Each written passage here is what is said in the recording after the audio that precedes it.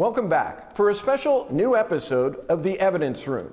Of course, we're not the usual suspects on this show. I'm Joel Eisenbaum. And I'm Rowan Balogan. In this episode, we'll take you inside a trial of a young man who, as a teenager, was charged with shooting his mom and dad, killing them. We are talking about Antonio Armstrong Jr., A.J. Armstrong, and his case is controversial. 3 trials. He's faced 3 juries, and the last one just convicted him of capital murder. And despite that, his family stands behind him. They wholeheartedly say A.J. didn't do it. We are unpacking the family's feelings, and we are literally unpacking boxes of evidence to show you, as we let you decide, is he sinner or saint?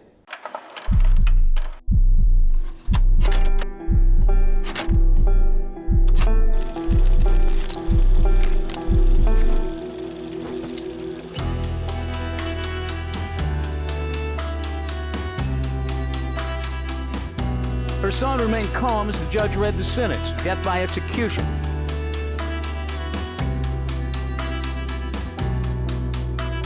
Josue Flores was murdered last Tuesday on his way home from school.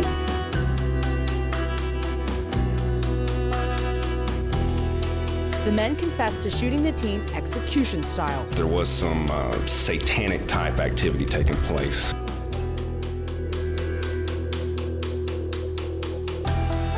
Officers tell us Trujillo stabbed her boyfriend with stiletto heel shoes.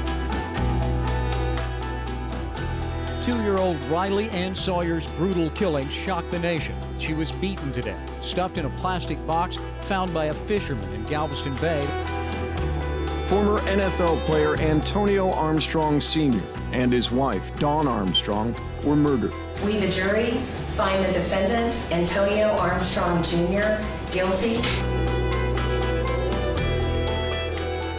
One by one, they described the deaths of the alleged other 8 victims of the convicted rail car killer.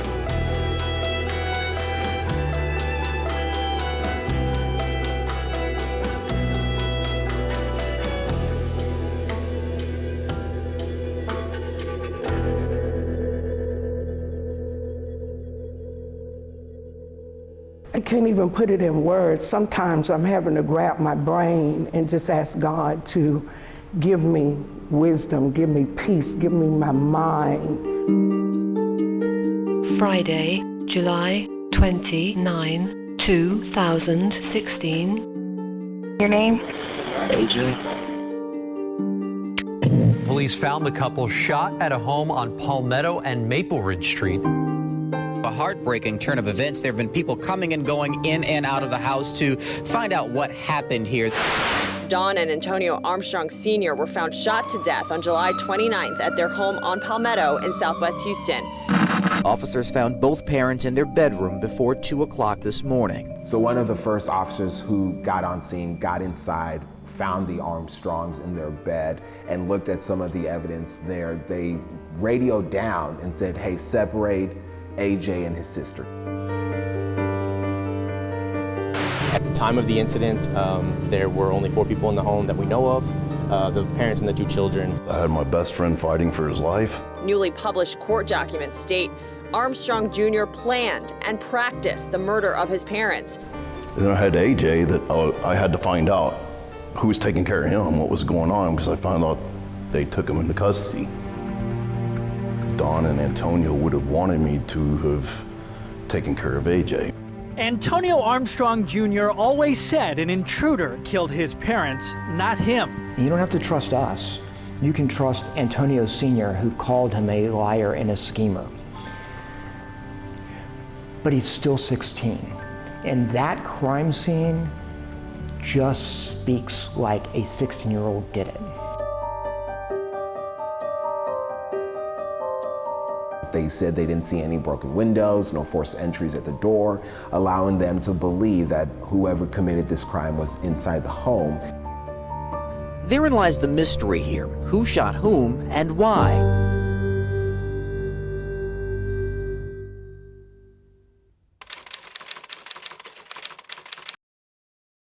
We, the jury, find the defendant, Antonio Armstrong Jr., guilty of capital murder. It is now the order of this court that you be sentenced to life with the possibility of parole after 40 calendar years.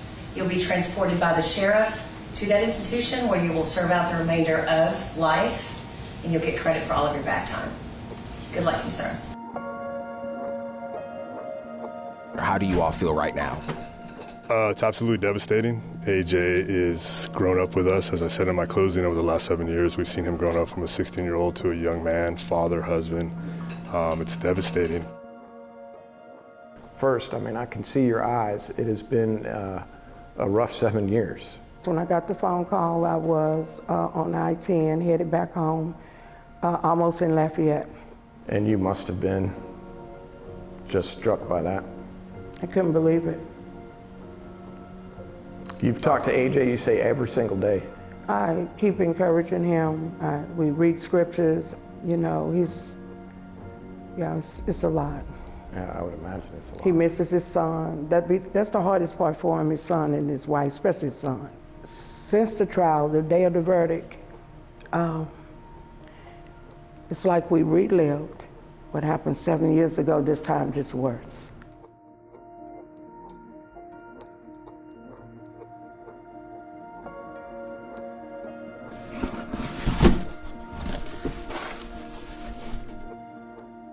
Just because there's not gunshot residue, just because there's not fingerprints, the reality is we rarely have that kind of stuff.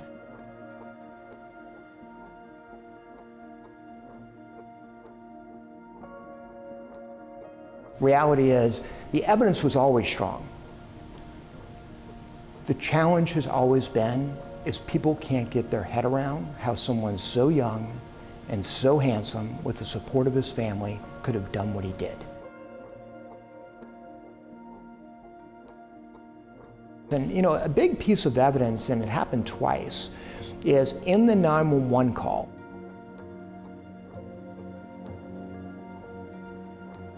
The 911 call, he's very calm. It's a 16-minute call, and it may be the most calm 911 I've ever heard in my career.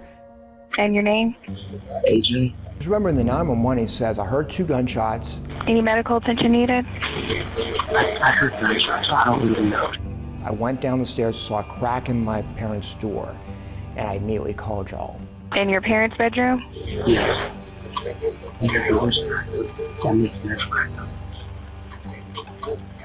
Did it sound like a handgun, rifle, or shotgun? I'm not out there going upstairs or anything like that. I know my dad has a gun.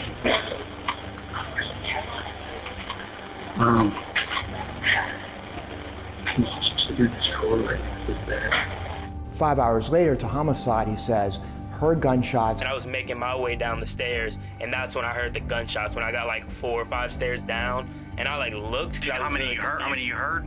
I mean, I think I heard 2, but it may have been 3. I'm not really like 100% positive, but like, I know it's 2 or 3. And then I saw the masked man running from a parent's bedroom, and then I called 911. And like I saw someone like coming out, so I just took off back upstairs. They had it was like a mask, and like you could only see the eyes and the mouth, but he looked like a black guy, but I'm not like 100% positive, but I'm pretty sure it was an African American, and like I'd say like 6 feet maybe, somewhere around there. I couldn't give you like an age range. I didn't really like get to see his face or anything like that. So for him to go to that, to all of a sudden, oh, there was a masked man in my house and I needed to go get my sister, to me and John, I think too, was one of the biggest inconsistencies. Well, that would be the first words out of your mouth. There's a masked man in my house. Please come help my sister and I. And so there's a reason in 3 trials the defense never even touched the subject, because there's no logical explanation for leaving that out. Why, when AJ walked out of that door and he said somebody was in the house, the officer that he's told that to has never come forth? His sister heard it, another officer heard it, but then he can't testify. He testified in the first trial, but he can't testify in other trials because it's hearsay. And in the 911, he's confident to go to the door. First, he's confident to go get his sister and then let law enforcement in, as opposed to saying, tell them to come into the house, there's a masked man in the house. So it is really just overwhelming that even folks who support him will never be able to answer that question. In addition, in order to go get his sister to that house somehow he knows is alive, he has to bypass his parents' bedroom. and never look in. He didn't look in because he didn't have to look in because he had already killed his parents. They're asking you to step out of the house. So I get my sister? Hold on. I need to leave the house? Yes. What about my little sister? Let me ask. And she's on the second floor? Yeah.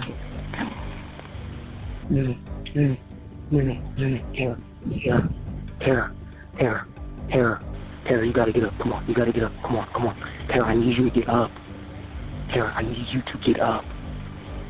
Just come with me. Come on, come with me. You gotta go outside. I was up using the bathroom and I heard gunshots and all. You gotta go outside and figure out what's going on. Just come on.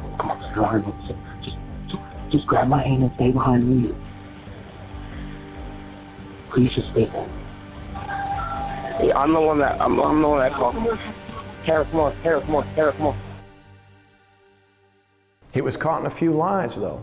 Absolutely. Tell me who doesn't lie when they're scared. Okay? You have adults lie when they're scared. That's what causes people to lie. Fear. AJ was scared when he was talking to those officers. You know, this is a 16-year-old kid. When you look up, there's a bullet hole in the ceiling that comes from the loft, which is your bedroom. Hole in the ceiling. And it comes through the floor. From the loft, from your room upstairs. Yeah. Where your room is. The third floor. Yeah. There's a bullet hole. And then on the floor, there's an actual bullet that was actually fired. How long has that been there? Well, that's why we're talking to you, because there's fresh sheetrock on the floor. Right. So, and that's kind of what we're getting at. There's things out there that we're trying to figure out how this has happened.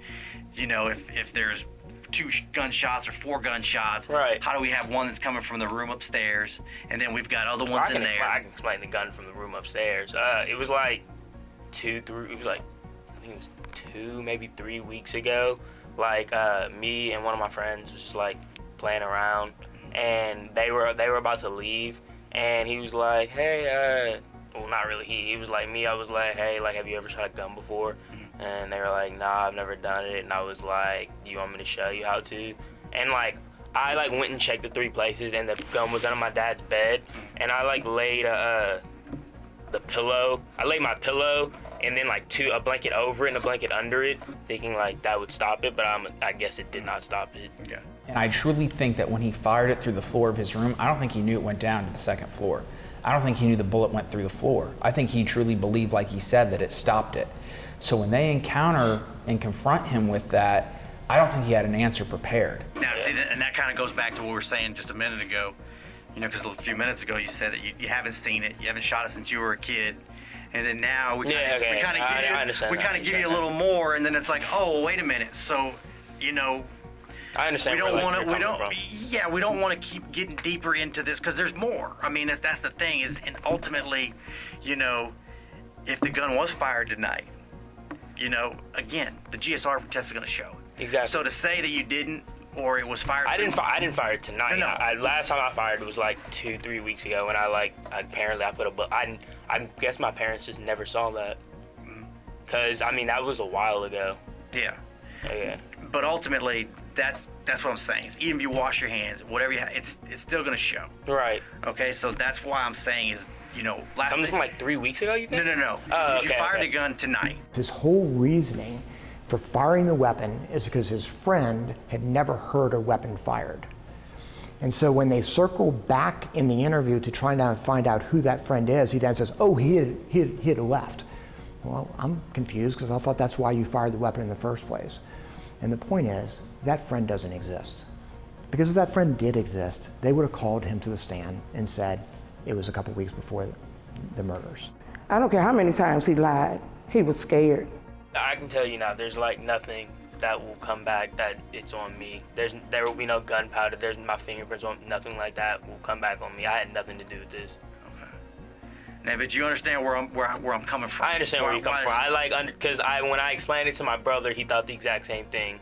So like he thought there was something there's something missing. But I understand where you're coming from. You had no physical evidence linking him to the crime. And it was. I mean, the circumstantial evidence was huge. You know, you asked us before, what's the one thing that was most powerful? There isn't just one thing. It's a conglomerate of a bunch of things. But those circumstances are so strong.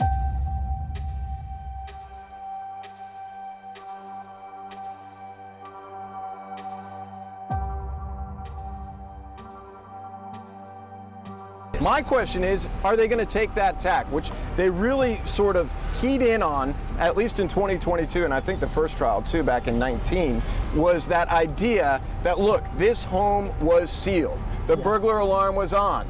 The doors and windows weren't breached, although there's a little bit of, depending on your point of view on that. Are they going to take that tack this time? Oh yeah, they have to. To me, it's just their strongest piece of evidence is that that alarm system was never tripped the entire night. So if it was never tripped, that means no one came in and no one left out.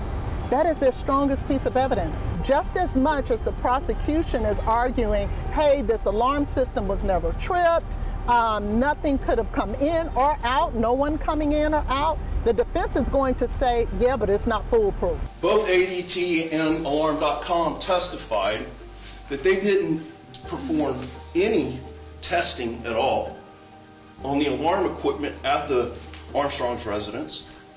They didn't perform any kind of testing on the accuracy of the records contained in their documentation. They did nothing.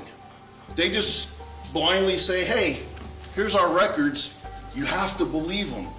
This young man right here deserves far more than to have his future determined based on faulty, unreliable, error-ridden records from an alarm company that can't stand up to their own records, their own accuracy. Let's talk about some things. Talk about the alarm system. Attorney Chris Collins showed evidence that ADT records said one thing, Alarm.com's record said another thing, and not only that, help me unless there's something wrong with my mind. How does a 12-year-old girl get woken up and all she sees is police officers?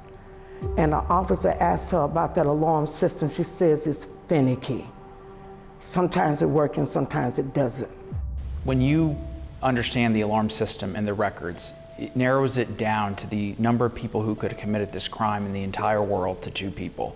And it was him or it was his sister. And then I kind of, in trial 3, looked at that first and then worked my way back and said, okay, what do we know about him? What do we know about his sister? And then it became very clear as to who committed the crime. Alarm information. They have an expert, you have an expert, you're showing faults. They're trying to show that these faults don't mean anything. The house was sealed up. Do you feel like you had the right experts? So how I answered that is the way we prepared for trial 3 was based on trial 1 and 2, the things that we did and we know that worked. Then we got into trial and they hired another expert, and the first expert in the second trial said he changed his testimony. So how do we prepare for that? We found out in between trial 2 and trial 3 how much Jason DaCosta from Alarm.com really knew. We flew him down to Houston and we met with him and we spent hours with him. And after that, we walked away from that meeting saying, we got it, because the alarm system was working. The Alarm.com SVP of the organization comes, and I think he helped prosecutors a lot. They had a board which showed all of the goings and happenings of the Armstrong home. He said their home was extremely active. And then prosecutors used that to kind of narrow the times to show the jurors that this alarm system worked flawlessly. Then the defense came back and showed them a few points where there were issues with the alarm system. So when an expert testifies under oath in trial number 2 and says, we agree there was 77 errors, and then trial number 3, we don't know he's going to say this, he says, oh, that wasn't right, I was wrong about that. It seems desperate. It seems like they're trying to get the expert that fits their case. They knew that was a problem and they found someone else to say, well, maybe that expert was wrong, but what I'm saying now is right. You never bought the theory that the alarm system records weren't reliable, the 77 faults in 1 month? I don't, because there isn't 77 faults in 1 month. The records were misinterpreted, my belief, based on taking 2 entries and just having the expert read it, and then the defense argue it without ever asking for the expert to explain it. What we learned was that this Alarm.com is a software for basically all of the alarm companies. So we just had the wrong person in the second trial, and we had that appropriate expert to properly explain the records. Now, people are not going to convict someone of capital murder based on alarm records. Now, it helps, and it's going to secure it, and they're going to feel good about it because the alarm records don't lie. Dawn told us that, right? After the break, the video you haven't seen. The moment a blood spatter expert discovered new DNA evidence that would change the course of the trial. Plus, the audio recording never played in court, and the alternate theory about who killed Dawn and Antonio Armstrong.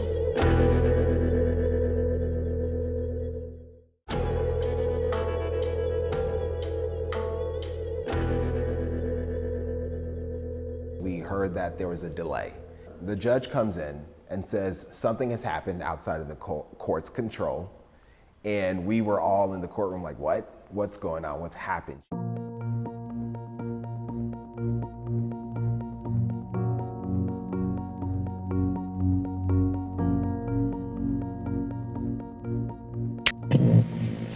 For a second time, the judge in the A.J. Armstrong capital murder case delays the start of the trial. Multiple sources tell KPRC2 investigates the reason behind this delay centers around the clothing. One of my first questions was, what?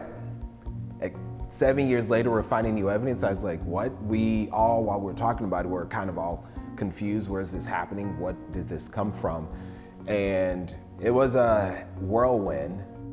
In 7 years, there's not been one person, anyone who was with him, near him, by him, who said there's blood. And to be honest with you, when John and I prepped this case, we never even looked at it. Never even looked. Because the lab had tested it in 2016 and told us there's no blood anywhere on his clothes. We took them at their word, but there wasn't. And Shelley Rossi went down that Friday on June 2nd of this year, and she wanted to look at the pillows. And when she found out the defendant's clothing the night of the murder was still in evidence, she wanted to look at it. Sergeant Rossi with the Montgomery County Sheriff's Office was kind of the witness everyone was waiting to hear from. She was the one who found that new DNA evidence under the name tag sticker. From what we all gathered during her testimony, she said as an expert in blood spatter, she wanted to see it herself. She wanted to just see what we understood. She just wanted to see the bloody pillows is what she said and testified to. Either she saw a lift on the name tag sticker itself, but for whatever reason she said, well, she lifted it up. She lifted the name tag. Apparently no one had done it in the last 7 years or so. So she lifts the name tag, and that's when she says she saw specks. And what she found underneath that badge, we now know, is Antonio Sr.'s blood. And why is his father's blood on his clothes when, according to the defendant, he never went in and checked on them? She believed that AJ, after killing his parents, that he went on his dad's side, grabbed a pillow to cover his dad's head, and before Antonio Sr. passed, he was still breathing for air. We know that when Antonio Sr. was shot, he was facing away from his wife. We know that he had, from the EMT who testified, he had blood all in his nose area and coming out of his mouth. They had to go get a device to suction it out. And we can see the spatter on the bed. Those photos are in evidence, you can see. That is expiration blood that he is expiring from his mouth as he fights for his life. Rossi comes in. We can't testify about the blast spatter. The bed's laid out. They say Senior is expiration. They came up with that story. She says the blood's coming out of his mouth. Remember this?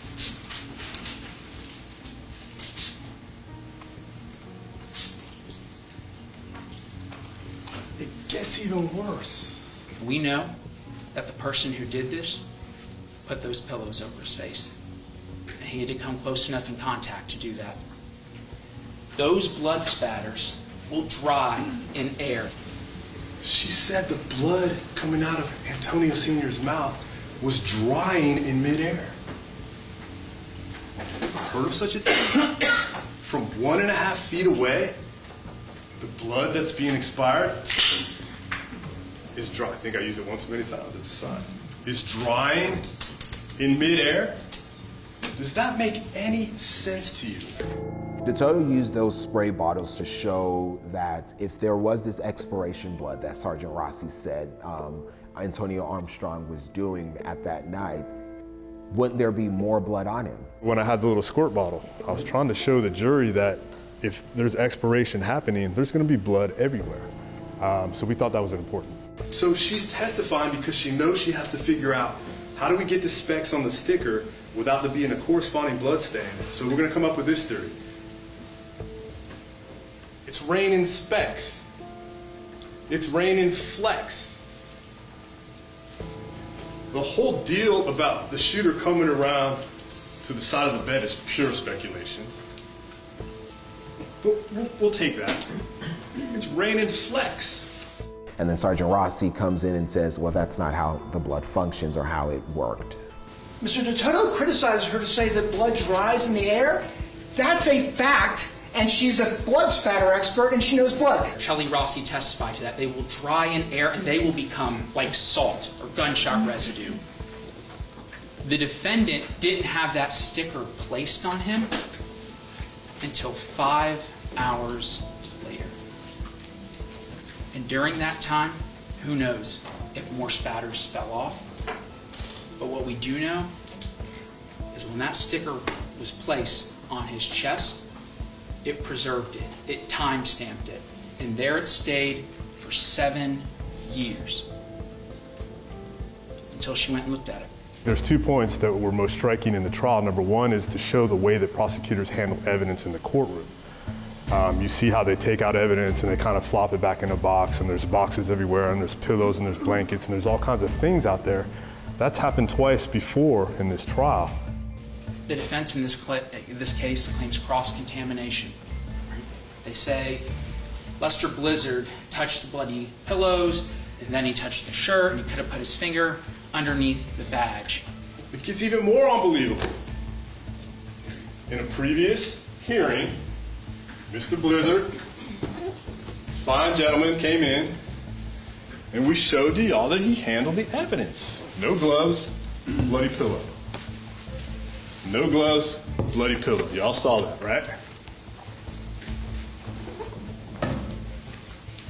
You see Mr. Blizzard handling the shirt right by the sticker. Saw that? Remember that? We're not here to tell you that Mr. Blizzard contaminated the blood. I think they're confused about that. We're here to tell you that the history of the evidence does matter. And you get to see over 7 years what's happened to that evidence.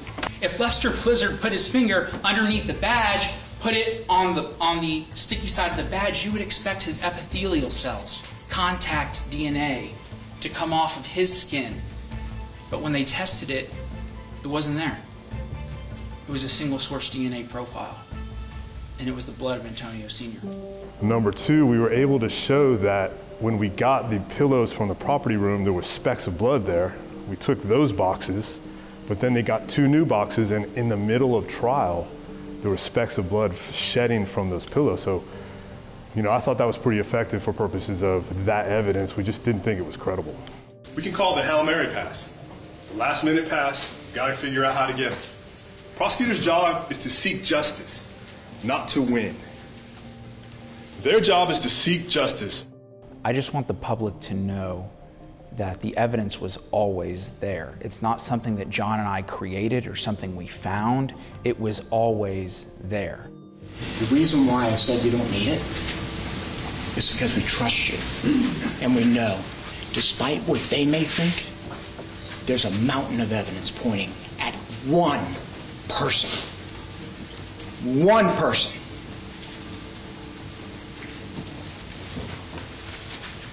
That's it. Next on the evidence room. Do you think this is related to the homicide, or do you think it's just two independent things? An audio recording left behind and not allowed in court. Hear what one woman said could have played a role in the Armstrongs' murders.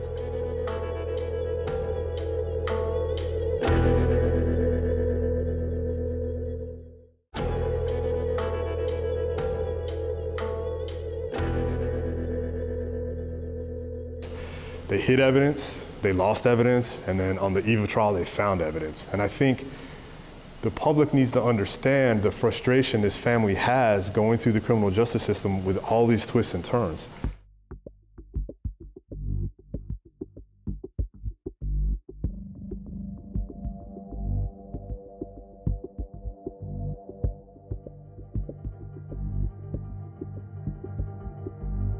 There's some other things that have gotten lost too. If you remember, the district attorney's office made the unfortunate decision to hold on to an audio tape for 18 months in which a witness said that there was death threats against Antonio Sr. I don't know if you remember that, but we filed some motions to dismiss on that. We didn't hear anything about that.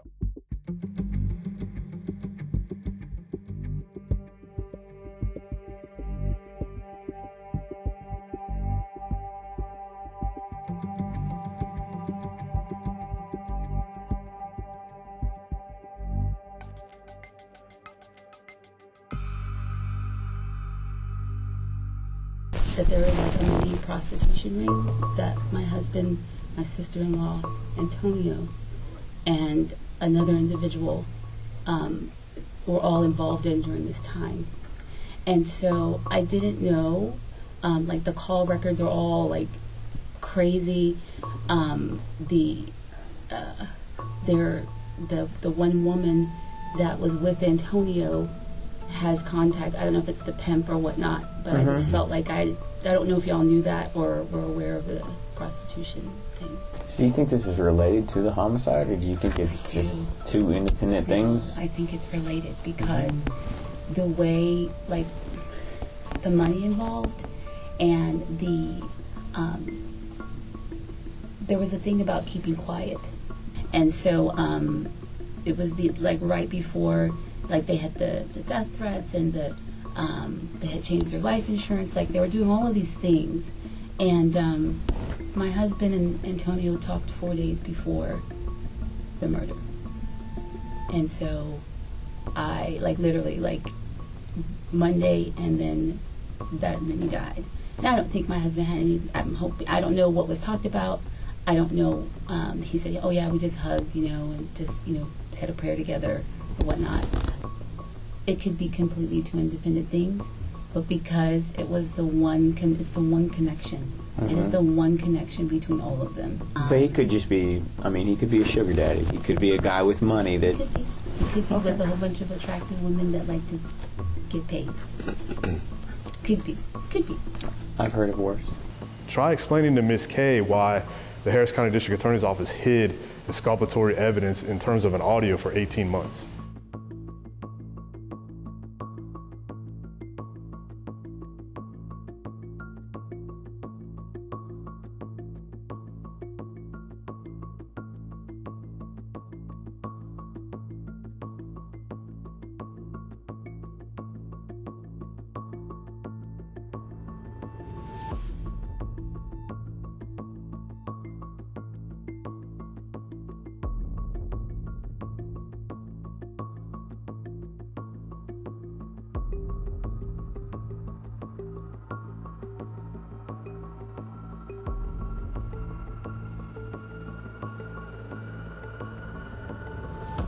I will never publicly criticize this family at all. They're victims too. And it is what it is. And the family decided to rally behind A.J. Armstrong.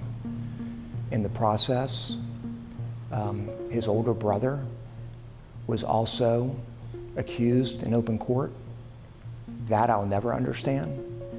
And it was tough for Brian and I to attempt to get justice for Antonio Sr. and Dawn. And it's the first time in my career I didn't have a family behind me. I believe the prosecution did what they did to get a win at whatever cost. Not justice,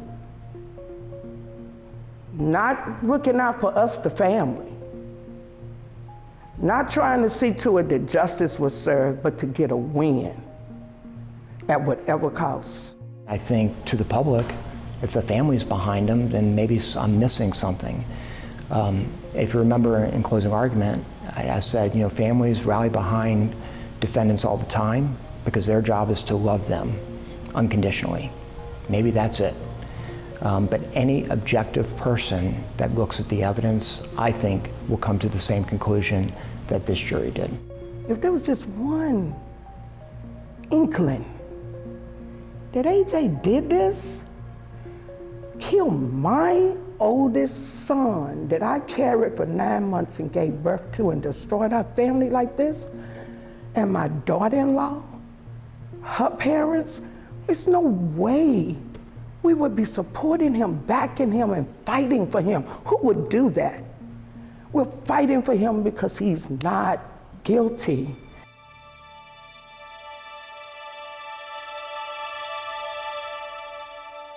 I think anybody that has the thought of what you just shared with me apparently have never lost anybody close and dear to them. You couldn't have. How on earth could a mother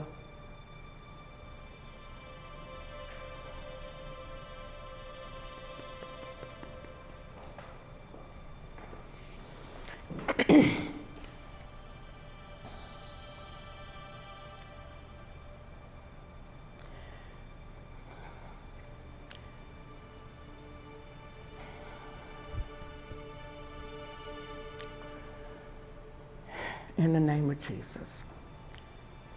How can a mother forget her child? How could a mother forget her beautiful daughter-in-law, the parents to her grandchildren, their family? How can you ever forget a family member that is no longer here? It was that, I'm going to speak for Dawn, and they're the only folks who can exonerate her innocent son and hold her guilty son accountable for killing her and the love of her life. I am so disappointed in how they have handled this entire matter with my grandson and our family, and to have the gall to say that you are getting justice for Antonio and Dawn? How dare you? You didn't know my son and my daughter-in-law. You never met them. If you cared about them, what about us that's here alive, living, taxpayers, abiding citizens? What about us? They can't feel nothing, but we do. And we're now having to take these pieces. You're not on the other line here, my grandson. You're not there with his wife and his little 2-year-old son getting ready to be 3, asking for his daddy. Our entire family, church members, community and friends, everybody is crying, this is an injustice. How did it happen? If AJ didn't kill your son and your daughter-in-law, who did? That's what the police were supposed to find out. There's something I'll add about AJ, and I tell everyone who asks me about this case, because everyone knew the Armstrong family. If you spend an hour with that young man, you will absolutely believe that he could not be involved in this. He's respectful, he's smart, he would help us carry the boxes in and out of the courtroom, but over the course of the years that we've represented him, he's become kind of like a stepson. And you just cannot spend time with that young man for any period of time and think that he had anything to do with this. You're of the same mind. Oh yeah, I think AJ is an outstanding young man. I mean, he has manners and he's a godly man and he helps out and he's a proud father. And when I'm on the phone with him, I could hear his little boy Hendrix in the background. He's a great husband. Do you think he's really going to spend the next 40 years behind bars? If we have anything to do with that, he will not.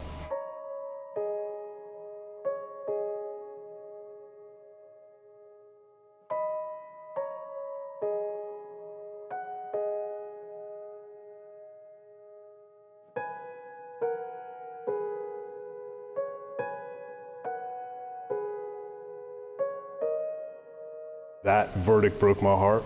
It still breaks my heart if I sit here and think about it. It knocked us down, but we're getting back up and we're going to continue fighting.